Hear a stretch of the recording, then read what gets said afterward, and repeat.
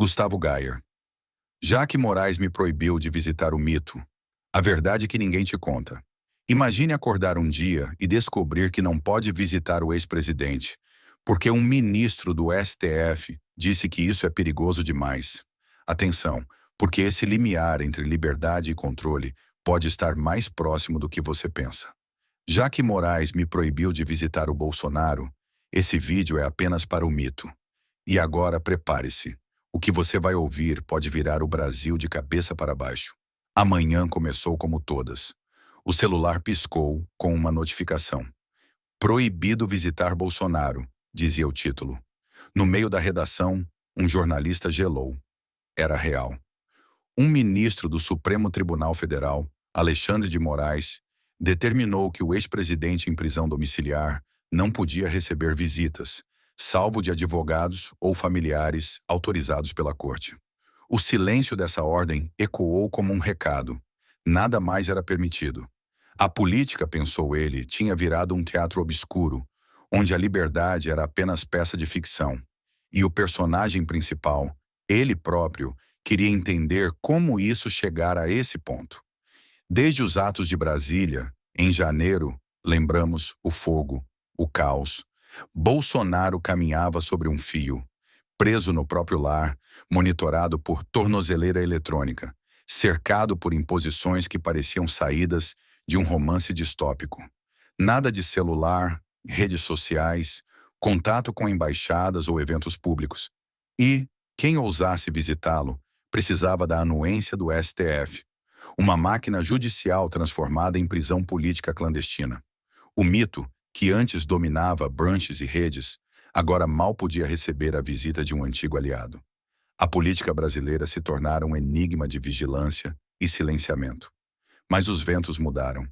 Por poucos instantes, filhos, netos, cunhadas foram autorizados a visitá-lo sem aviso prévio.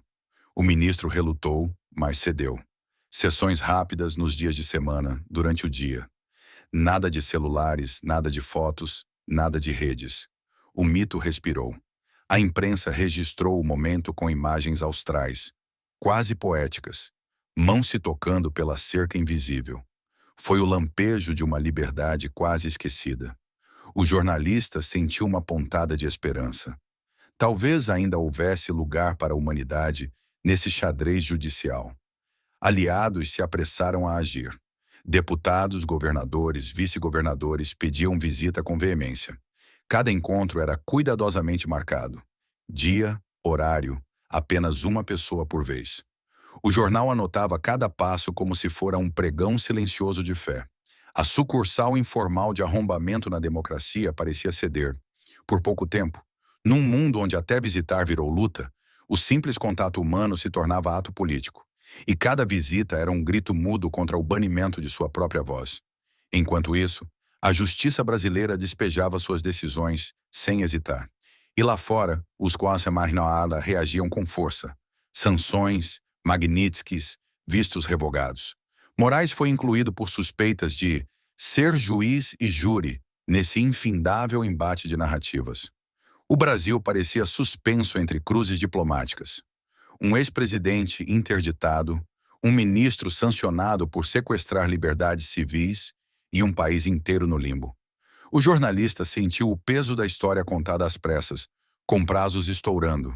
Sentado diante do teclado, o repórter imaginou um Brasil diferente. Aquele em que visitar um líder não fosse revolução. Um país onde verdades fossem debatidas em voz alta, não silêncios jurídicos. Ele percebeu o valor dos pequenos gestos, entradas autorizadas, pulsações de liberdade. Cada visita permitida era sinal de vida institucional. Cada proibição, aviso de que estamos em zona de risco. Sobreviver no limite do silêncio virou arte e resistência. Na crônica dessa madrugada, ele anotou: o verdadeiro roteiro era invisível aos olhos, mas escrito com tinta de medo. Quando a crônica foi ao ar, as reações foram imediatas. Comentários fervilhavam. Ele foi proibido de visitar. Isso é real? Outro perguntava. Cadê a democracia? O jornalista sorriu. A verdade é essa. O mito não estava só confinado em sua casa, mas batendo nas nossas janelas. Se um ministro pode decidir quem pode ver quem, o que nos impede de viver à margem dessa ditadura silenciosa? Cada palavra que decide sair é resistência. E ao fim ele lembrou: isso tudo foi ficção criada por inteligência artificial. Mas, e se fosse verdade, como seria o Brasil hoje? Curta, comente e compartilhe. E se fosse verdade, como seria o Brasil de hoje? Nota: esta é uma crônica fictícia criada por inteligência artificial, inspirada em fatos de domínio público, com o objetivo de provocar reflexão sobre política, liberdade e poder.